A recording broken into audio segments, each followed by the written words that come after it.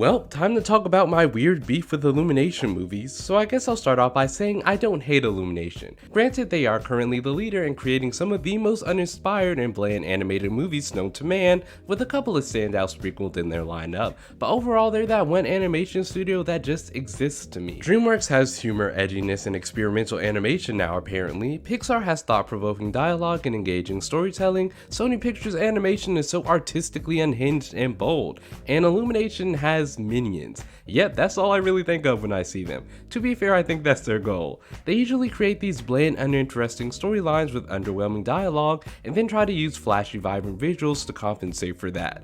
So yeah, that can be entertaining and all, but I can get really colorful, well-timed animation and strong writing and storytelling at like a million other places now. So why just settle for one of those attributes? It's kinda like McDonald's. It's not technically great and there are way better options, but it's quick, convenient, and easily digestible for the masses.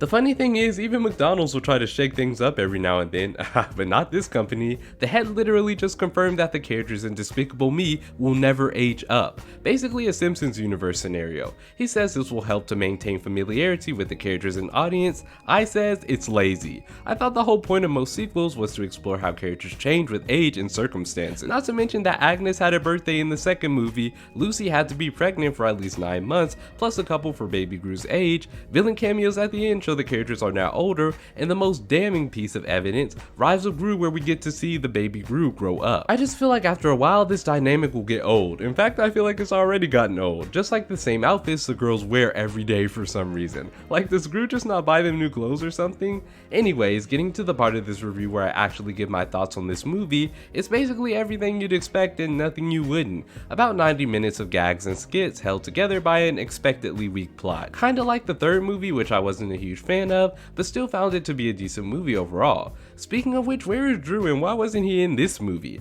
Like, they made such a huge deal about his introduction to this universe and his special relationship with Gru, only to completely forget about it in this sequel? I mean, with Steve Carell on too tight of a schedule to where he couldn't record a few extra lines in a high-pitched voice, that's almost as bad as a Furious 5 not being in Kung Fu Panda 4. Okay, so it's not that bad, but you get the point. Speaking of which, it's interesting that we got 2 fourth movie installments in 1 year, and both received kinda weak receptions from critics. I feel like part of this is due to the fact that so many of these franchises peaked during their trilogy phase. Each movie just as good if not better than the last, and then suddenly greedy studio execs want to make more money without being committed to building on the attributes that fans love in the first place, or in this case building on them too heavily to the point of the end product often feeling bloated and repetitive. This movie has everything from the last movies to a T. Energetic cartoony animation, check. Saturated colors, check. Irreverent humor, check. Celebrity voice cast, check. Minion physical comedy, double check. The plot is basically Gru and his family have to go into a witness protection program to stay hidden from Gru's old classmate from villain school Maxime Le Mal, a guy obsessed with cockroaches. And if you hate cockroaches like me, they of course make sure they look all cute and cuddly in the movie. If something can be made marketable, you better believe Illumination will be on it. So yeah, most of the movie is just Gru and his fam trying to blend in this ritzy neighborhood, while he also tries to bond with his first blood offspring, Gru Jr., who of course hates him. So yes, this is all very standard Despicable Me stuff. The only difference here is that most of it feels weirdly calculated this time around. It's like, it's been 5 minutes, time to show the minions doing something silly again. Oof, it's been another 5 minutes, baby hijinks. Anybody remember that Gru has daughters? Oh yeah, we should probably throw in some nothing burger subplots for them to give the illusion that they're fleshed out. Seriously though, there is literally a perfect setup for a growth arc for Margot, where she's sad about leaving her old school and friends and has to adjust to a new environment. But like 99% of it happens off screen. Yeah, I'm not even kidding. We never see her so-called friends, and we don't even see her getting bullied, which I feel like a movie called Despicable Me would relish in showing. Edith doesn't really do anything, and Agnes's telling the truth arc literally gets retconned halfway through the movie.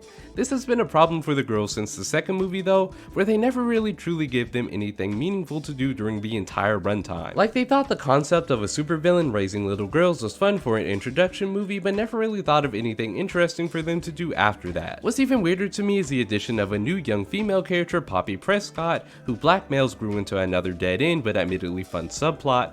Halfway through the Badger heist, I was like, why didn't they have, well, you know, Gru's actual daughters do this with him, rather than some new girl he just met? Like, do they have to meet some new character introduction status quo for each sequel or something? Or is Joey King just the flavor of the month so she's being casted in everything currently? Honestly, probably both of those reasons. At least the character does have a certain bratty charm to her. It's just again sad I felt like Gru had more chemistry with her than his own daughters. Also, Poppy's mom, ooh, man, let's just say she never skips leg day. Next topic. As far as the newest addition to the family, Gru Jr., it's your typical naughty baby humor. He is cute and hits all of the baby hygiene points you'd expect, but never really goes into obnoxious levels, which I was relieved about. And Lucy is still the same bubbly firecracker she was in the past movies, and gets some nice moments here and there. Still can't shake the feeling she's just Lola Bunny reskinned.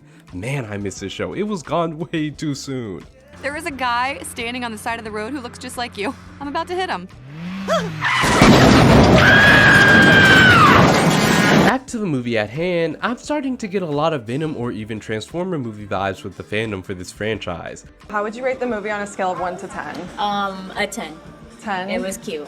That was a 10. It was really funny. Not a totally reasonable comparison because I don't think anybody feels like we're robbed or we're not getting enough Despicable Me content. They've had 6 movies come out in a little over a decade. But more of that, I like these characters so much, I'm just satisfied with whatever form I can get them in. If you like the Bay Transformers sequels and the Venom movies, that's great, but I feel like most people agree that they should have, heck, could have been better. Just because you're okay or even enjoy something doesn't mean you can't acknowledge that it should have been better. It's okay to demand more from your movies. This just so happens to be more of a little kid crowd pleaser franchise as opposed to popular nostalgic IP franchises, so this by default is less likely to be slammed for having an overall weaker presentation. I know it feels like I'm probably being a bit hard on this movie, but this is the 4th installment to this franchise. The more sequels that get released in a franchise, the harder it is to grab audiences and make it feel like the movie is fresh and worth their time. Unfortunately, Illumination just isn't interested in doing that, because why put effort into making an actual well-written, cohesive story when you can just phone it in and still make $1 billion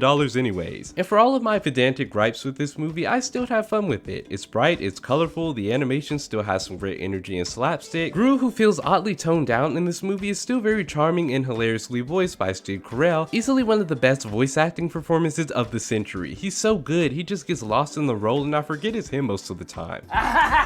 Is that like a joke you read on the web? Will Ferrell does great as Maxine too, though it still felt weird seeing him in this movie but not in any of the recent Megamind content, which is obviously for the best because how do you keep finding ways to make this even worse? It just makes me wish even more that we got an actual quality sequel to this masterpiece, but what can I say, one was just more marketable than the other. I unironically think Rise of Gru is actually in like top 3 Despicable Me movies. It's like it got so overhyped with the whole gentle minion trend that people forgot it was actually a pretty solid movie, and after watching this movie I kinda appreciate it even more. It's a lot more tightly written, the plot doesn't stall often, and the new characters are actually pretty likable. A lot of those things are missing from this new movie. I'm sure Despicable Me 5 will be here soon, but as for me, unless they decide to tighten up the stories and actually mature the characters, 2 things which they don't seem like they're planning on doing, I'm pretty sure I'm done with this franchise. But hey, it's not like they need my money. Was it just me, or was it kind of crazy that Pharrell actually made a diss track in a kids movie like Despicable Me 4? It's not really a Despicable Me movie without a Pharrell song in it, so for him to like just straight up diss Drake, that was great, not gonna lie. I don't want y'all to think like I don't think families should have like just a simple good movie for them to watch. I think it's great, you know. Illumination is putting out that very bare bone but like safe stuff that families can watch and not have to worry about anything crazy happening. Like, I get that, but I also question how much families are actually like still enjoying these movies. I was in the theater full of kids and for like the first 30 minutes of the movies, literally like no one was laughing. It was dead silent. That was good. Anyways, thanks for watching once again, and I will see you all soon.